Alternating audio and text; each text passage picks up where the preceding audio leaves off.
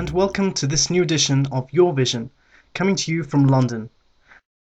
The US Africa Command, known as AFRICOM, is training dozens of African armies in a program designed to improve communications by establishing a network linking their command and control structures. It is taking place in Gabon, where several protests took place by public suspicion of AFRICOM. Some 30 African divisions are reportedly taking the training, along with delegations from the African Union and the Economic Community of West African States. AFRICOM is the result of an internal reorganization of US military command. The organization's military headquarters was established in Stuttgart, Germany, and stands as an administrative base for African relations. And more on this issue. Mark Fancher, the coordinator for the National Conference of Black Lawyers AFRICOM Task Force, is with us from Michigan. AFRICOM states that it wants its government to work with African partners to achieve a more stable environment in which economic and political growth can be achieved. Are there such signs of AFRICOM making achievements or being on the path to progress, Mr. Fancher? Well, I think that there is some sign that AFRICOM is making progress from its perspective, but from the perspective of Africans who seek self-determination, it probably is not. It's key to understand that AFRICOM always refers to African states as its quote-unquote partners, and the reality of that situation is that African states are always junior partners, and the economic agenda that AFRICOM seeks to carry out is one which favors the United States and its corporations. And essentially, the goals that African states have for self-determination are rarely factored into the formula that AFRICOM has for bringing about the so-called stable environment and economic and political growth that it refers to.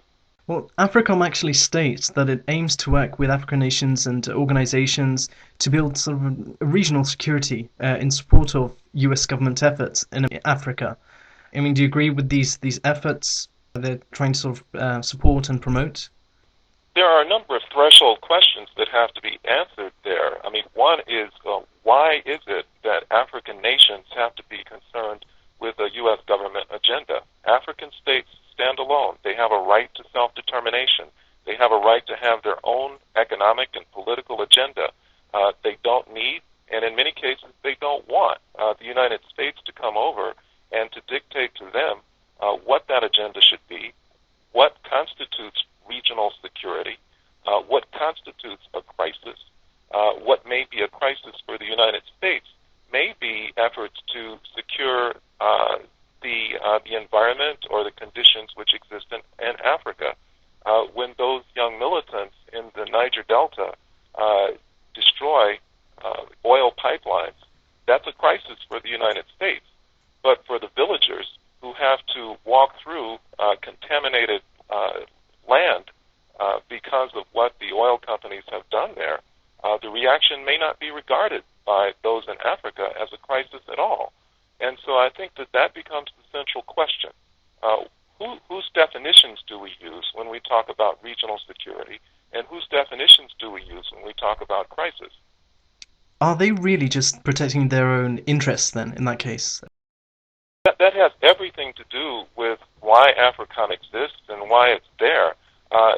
Fortunately, the world has evolved to a point where raw, naked imperialism is no longer acceptable in most places. And for the U.S. to put its troops on the ground in Africa and to go about trying to put down insurrections and rebellions and actions which are taking place which threaten U.S. corporate interests would be unacceptable. No one would stand by and allow it to happen.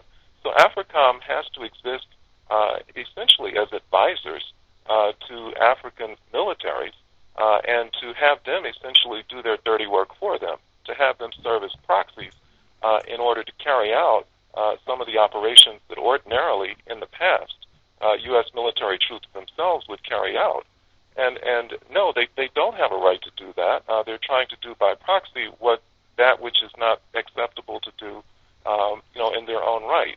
And so, I mean, I frequently make the analogy. I say, how would the U.S. react if the African Union were to, without any invitation, send its troops over into urban areas in the U.S. which were experiencing some type of turmoil, and have their troops trying to instruct and advise the U.S. National Guard on how to maintain domestic tranquility.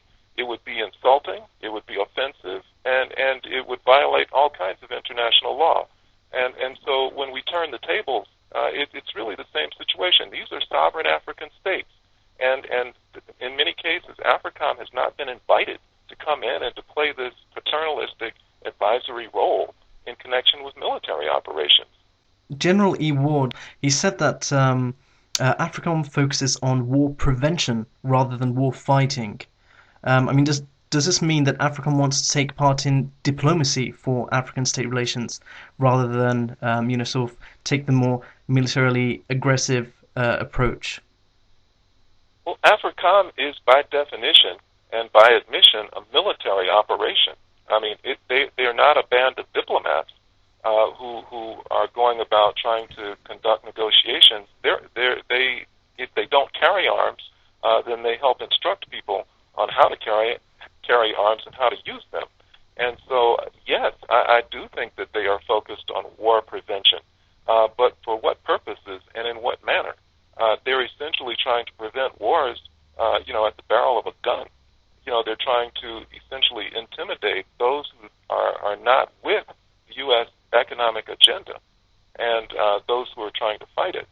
And so really the choice that many in Africa have is to either go along with the U.S. economic and political agenda or to become the enemy of AFRICOM and face whatever consequences there may be as a result of standing on the other side of that agenda.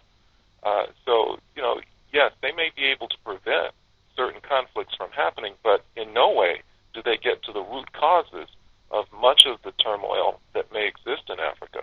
There's military training that's currently going on in Gabon. Could you tell me a little bit about that? Well, this is an operation that AFRICOM initiated. They have representatives from the military forces of a number of different African states participating in this training program in Gabon.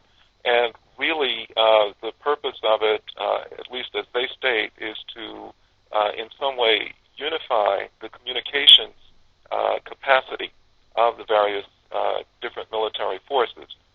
It presumes and anticipates that there will be a need for coordination between military forces from different African countries to deal with crises that exist in particular regions in Africa.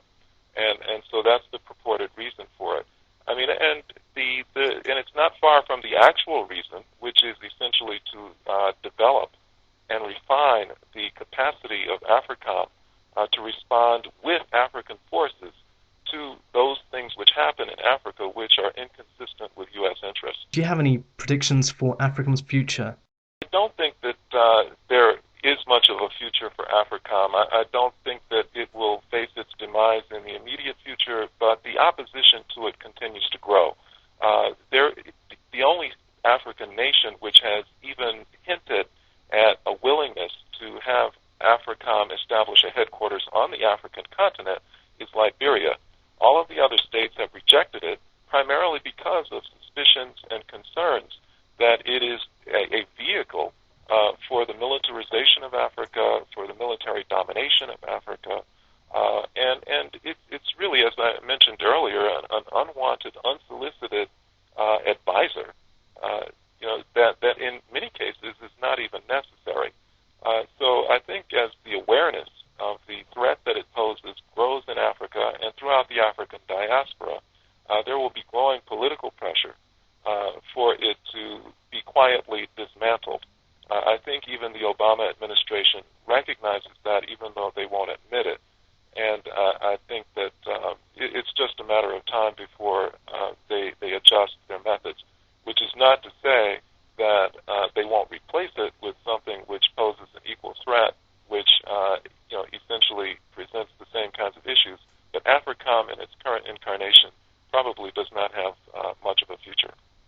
Thank you for your time.